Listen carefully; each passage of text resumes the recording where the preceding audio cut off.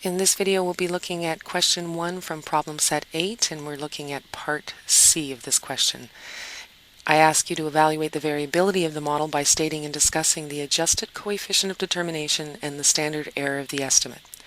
So when we look at this output, we see we've got our model summary provided, and we look at the adjusted R-squared in a multiple regression model, and that value on the table is 67.1%. So remember, R-squared goes from 0 to 100%. The closer it is to 100, the more variability of the dependent variable is being explained by the variability of the independent variables. So we have 67.1% of the variability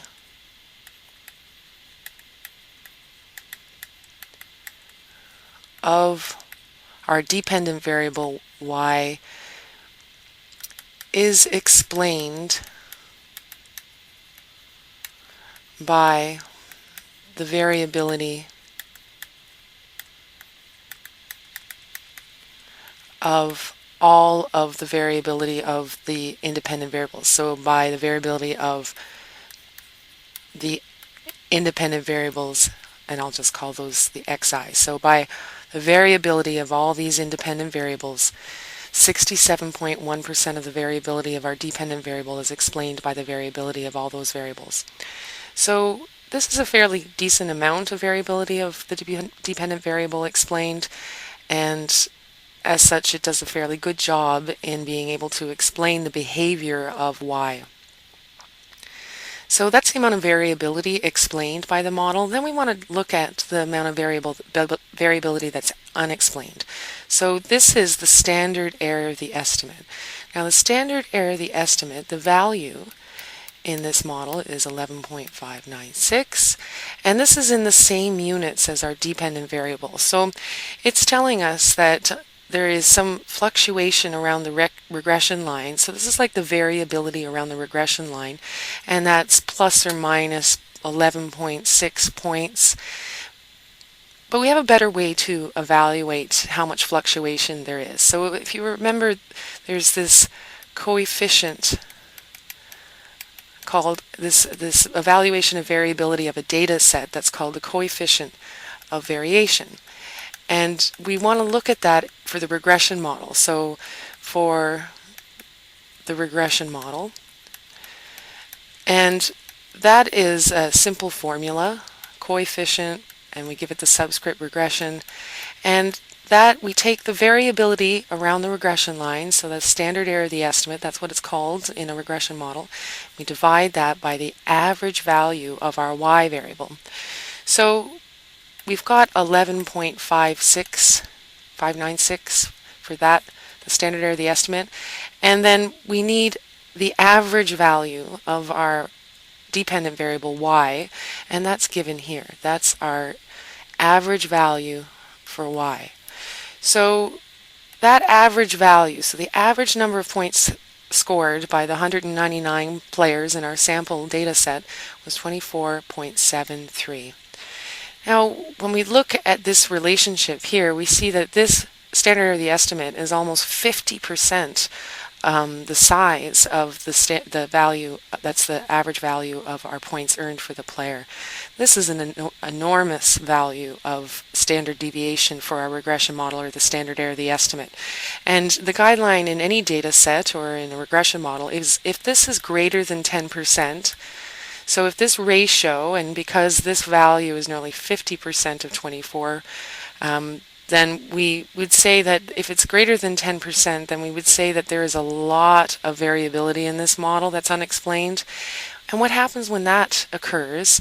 So since this ratio is definitely greater than 10%, then we can say that the prediction intervals, if we use this model for prediction, so we can say that since this value is greater than 10%, so since the coefficient of regression is greater than 10%, so this ratio is much greater than 10%. It's close to 50%. So since this coefficient of regression is greater than 10%, any prediction intervals, so our prediction intervals that we could calculate for a particular player. So if we wanted to use this model to predict the points earned by a player in the 2007-8 season based on these factors, we would come up with a point estimate, and then we could calculate a prediction interval. And since our coefficient of regression is greater than 10%, this is telling us our prediction intervals will be quite wide. So it's telling us this model is not very good for prediction purposes. So this model would not be useful for prediction purposes.